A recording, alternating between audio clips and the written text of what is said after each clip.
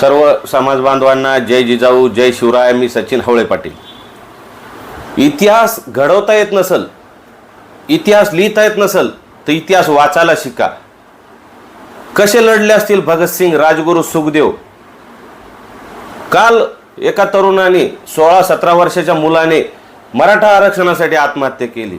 आपला लढून मारायचा इतिहास आहे, आत्महत्या करून नाही. का तुम्ही आत्महत्या करून जीवन संपवताय? शहीद भगतसिंगांच्या आईने देशासाठी, भगतसिंग हसत हसत फासावर गेले पण त्यांनी आत्महत्या केली नाही. त्यांनाही वाटत होतं समाजामध्ये काही क्रांती व्हावी. असे क्रांतिकारी घडा. तुम्ही लढून मरण्यापेक्षा हताश होऊन, निराश होऊन आत्महत्या करून उपयोग नाही बाळांनो. तुम्ही तुमच्या म्हणजे तुमच्या आई वडिलांनी तुम्हाला तळ हाताच्या फोडासारखं जपलेलं असतं आणि तुम्ही आत्महत्या करता. हे दुःख बघवलं जात नाही आहे. जसं भगतसिंगांच्या आईने देशासाठी पुत्र दिला तशा आपल्या माता भगिनींची इच्छा नाही. पण शहीद भगतसिंगांच्या आईसारखी एक जरांगे पाटलांची आई आहे. तिने आपल्या देशासाठी, आपल्या समाजासाठी मनोज जरांगे पाटील हा पुत्र दिलेला आहे. तर तो व्यक्ती लढतोय, तुम्ही फक्त त्याच्या पाठीशी छातीचा कोट करून खंबीरपणे उभे राहा. आम्ही सुखदेव वासुदेव बनून त्यांच्या पाठीशी राहू, आम्ही हसत हसत फासावर जाऊ, पण तुम्ही आत्महत्या करू नका. कारण हे दुःख तुमचं, हे जे बघतोय आम्ही, हे दुःख आम्हाला बघवल्या जात नाही. आरक्षण 100% मिळणार आहे आणि मिळणारच आहे.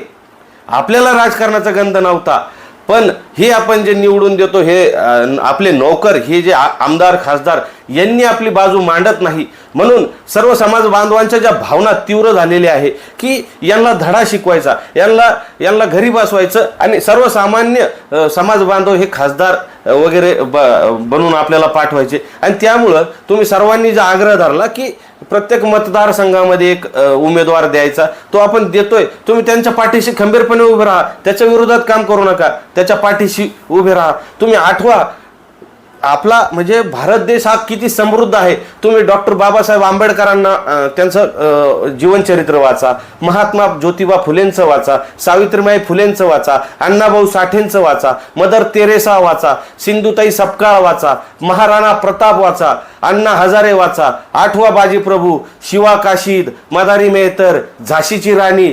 अरे कसे लढले असतील ते गनिमांच्या विरोधात.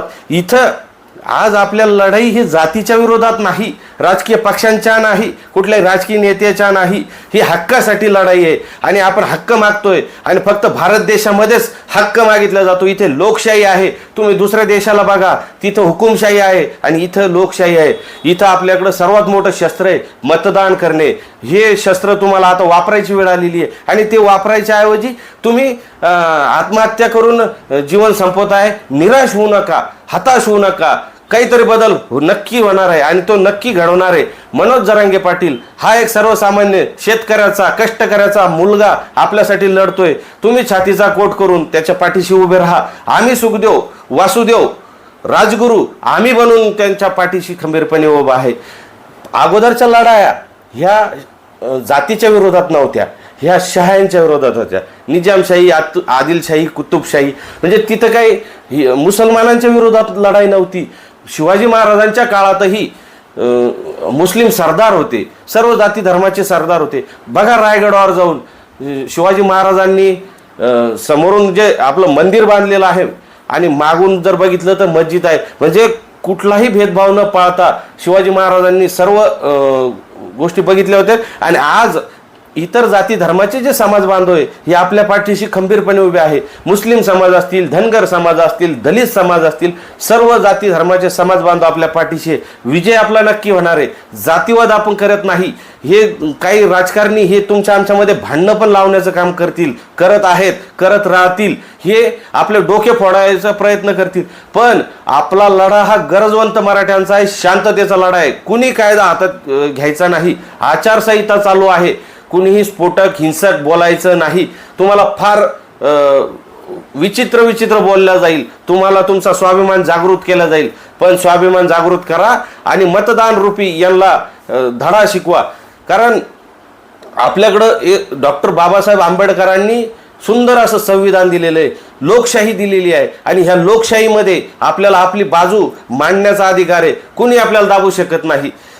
आपण फक्त आपल्या जातीसाठी आरक्षणासाठी आज लढतोय, पण उद्या आपण जे आंदोलन हे करणार, जसं शेतकऱ्यांचे प्रश्न असतील, नोकरदारांचे प्रश्न असतील, तर तिथे काही जाती धर्म बघितला जात नाही. आज एका डॉक्टरनं जर जात बघितली, स्वतःची जात आणि पेशंटची जात जर बघितली, तर एकही पेशंट वाचणार नाही. डॉक्टर हे देवदूत असतात.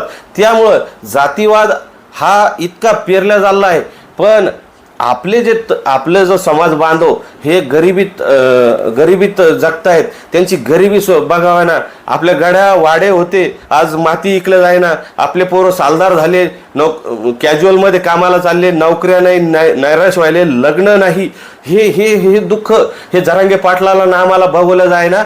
म्हणून आम्ही समाजात काहीतरी क्रांती घडावी म्हणून आम्ही लढतोय आणि शांततेच्या मार्गाने लढतोय. आपण कुठल्याही राजकीय पक्षाच्या किंवा कुठल्याही राजकीय नेत्याच्या विरोधात नाही. पण हे असं दाखवतील हा ह्या जातीच्या विरोधात, ह्या राजकारण्याच्या विरोधात बोलतोय, तुमच्या आमच्यामध्ये संभ्रम निर्माण करतील.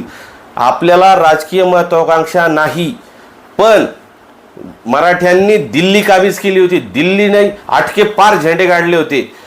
आता ती वेळ आलेली आहे. कारण मराठा आरक्षणाचा प्रश्न हा इथं महाराष्ट्र सरकार ऐकत नाही, तर दिल्लीच्या सरकारपर्यंत जाऊन आपल्या वाघांनी तिथं डरकाळी फोडावी, तिथं मराठा आरक्षणाचा मुद्दा मार्गी लावावा म्हणून आपले खासदार निवडून द्यायचे. काही लोकांचा असा गैरसमज झालेला आहे की यांना हलक्यात घ्या, हे काही नाही, ही आपली जहागीर आहे. शिवाजी महाराजांच्याही काळात मराठे हे आपल्या विरोधात होते. आपला घात हा स्वकीयांनी केलेला आहे, इतरांनी नाही. हे गनिमाला मिळालेले आपलेच होते स्वकीय, आपलेच गद्दार निघालेले. दुसऱ्यांना दोष देऊ नका, आपले नीट करा, इतर आपल्या सोबत आहे. त्याच्यामुळं सर्वांनी चौकस राहून प्रत्येक पोस्ट टाकताना किंवा कुठलंही मत व्यक्त करताना काळजीपूर्वक घ्या. पोलीस प्रशासनाला मदत करा, भांडणं तंडणं होऊ देऊ नका. कुणाला काळे झेंडे दाखवणं आणि हे जे काही लोक व्हायरल करायले, कुणीही असं काही कृत्य करू नका. लोकशाहीच्या मार्गाने लढा आणि आपण जिंकू. पण आत्महत्या करून मरू नका आणि कुणालाही आपल्या जातीवर किंवा आपल्या जातीवाद पेरण्याचं काम करण्याची वेळ येऊ देऊ नका. त्यांना दाखवा की आम्ही सगळे कशी एक आहोत आणि नेक आहोत. कारण ही आता अंतिम टप्प्याची लढाई आहे. या लढ्यात तुम्हाला काय, हा यज्ञ, या यज्ञात तुम्हाला काय देता येईल ते तुम्ही तुपाची धार लावा. पण विनाकारण स्वतःचे मस्तक खराब करून घेऊ नका आणि समाजाच्या पाठीशी खंबीरपणे उभे राहा. मनोज जरांगे पाटलांच्या पाठीशी खंबीरपणे उभे राहा, आमच्या पाठीशी खंबीरपणे उभे राहा. तुम्ही फक्त लढ म्हणा, आम्ही लढतो, पण तुम्ही मरू नका एवढी विनंती करतो आणि थांबतो. हा व्हिडिओ जर तुम्हाला आवडला असेल तर जास्तीत जास्त शेअर करा, माझं चॅनल सबस्क्राईब करा. मी तुम्हाला त्या पोटतिडकीने याच्यासाठी सांगतोय की आम्ही जेव्हा त्या आत्महत्याग्रस्त कुटुंबाला बघायला जातो तर सर्वजण नातेवाईक येतात, मोठमोठ्याने गळा काढतात, 13 दिवस रडतात, रडून चालल्या जातात, पण कुणी रुपये आणून देत नाही. त्या कुटुंबाचे हाल आम्ही बघितलेले आहे आणि म्हणून त्या पोटतिडकीने आम्ही तुम्हाला एक विनंती करतोय की तुम्ही इतिहास वाचायला शिका, इतिहास घडवायला शिका.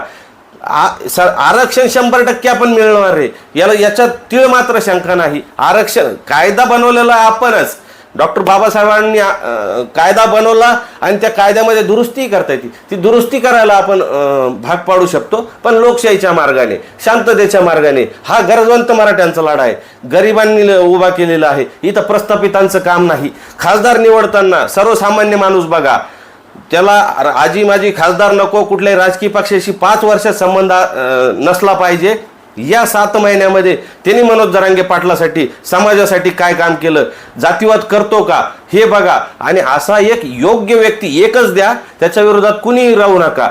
एवढंच बोलतो आणि थांबतो. जय जिजाऊ, जय शिवराय.